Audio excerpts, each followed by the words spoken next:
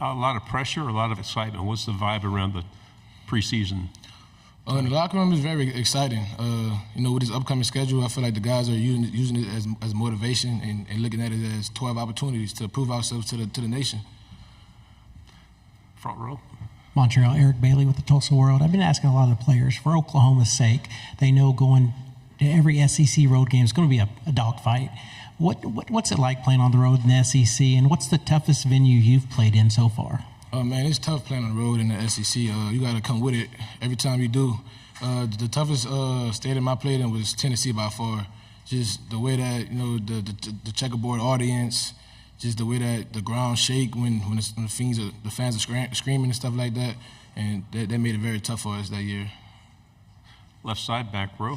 What were some of the things that Graham did when he arrived at Florida to sort of establish himself as a leader and win over the locker room? And would you say he's evolved into a leader on this team?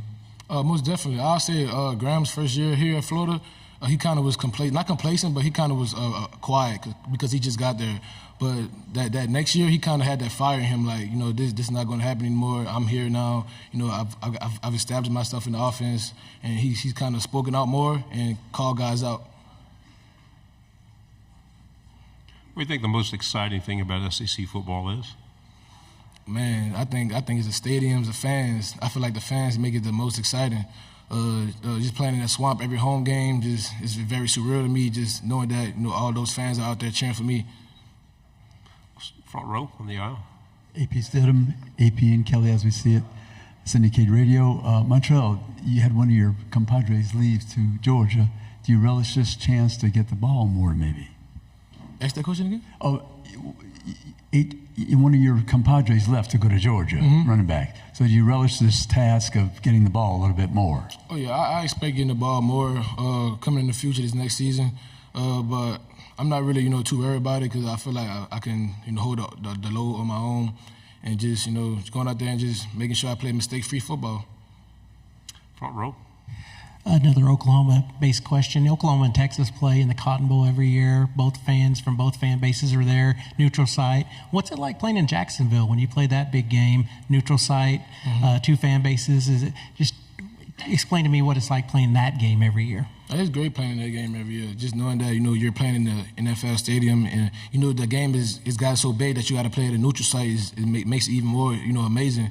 And just knowing that, the stadium is half and half, blue and red, and it makes the atmosphere more amazing. On the back row. Who's somebody on the team that we may not know right now who's really impressed you with the work they've done this offseason, could have a breakout kind of year for Florida? I'll say Jaden Ball, a freshman running back. He's been, just shocking me every single day, just the way he, prep, come into work every day, and just, the way he attacks every day. Him being a freshman is kind of surprising to me. What's Coach Napier like on a regular basis, day to day? Napier is very chill. Like you'll always see him around the facility, smiling, laughing with people. He's a very chill individual. Do we have any other questions? Okay, right here on the front. Do you have some skills you want to display this season that we haven't seen in the past? Maybe pass catching, anything, blocking, something? I'll say my catching ability. I'll say I just want to, catch more balls out the backfield and just get in space more and just show my ability to, make the first defender miss, stuff like that. Certainly a lot of history there. Billy Napier, Montrell Johnson, dating back to Louisiana. And look, he's the guy now. He's the guy now at running back. And I think the biggest question is, how much is he the guy? And it's been about 50-50, splitting carries, stats pretty much, almost identical to Trevor Etienne the last two seasons.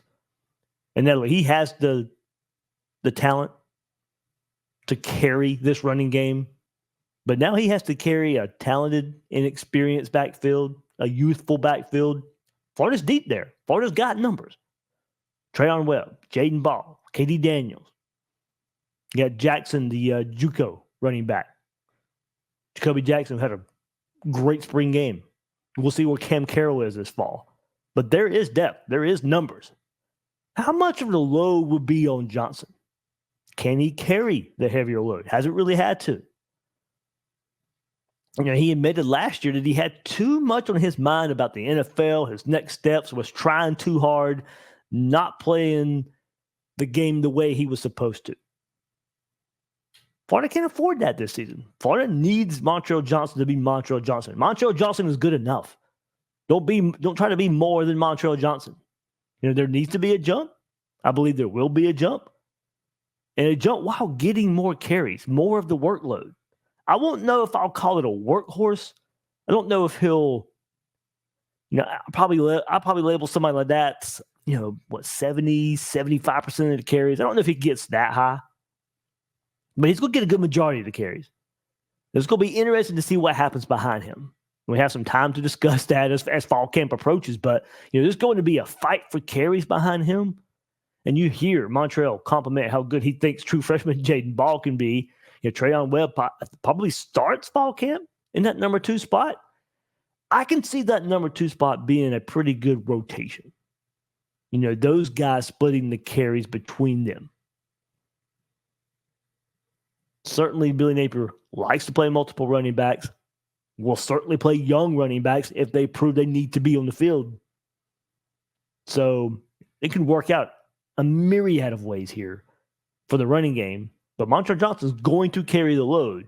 What happens behind him? I think that's the biggest storyline. The 2 biggest storylines. How much of a jump can Montrell Johnson make? And what happens behind him? However it works out behind him, I think you can feel pretty confident in. But how does it shake out? I think that's a really good question heading into fall camp and into the season. I think that's going to be a storyline we follow all season long.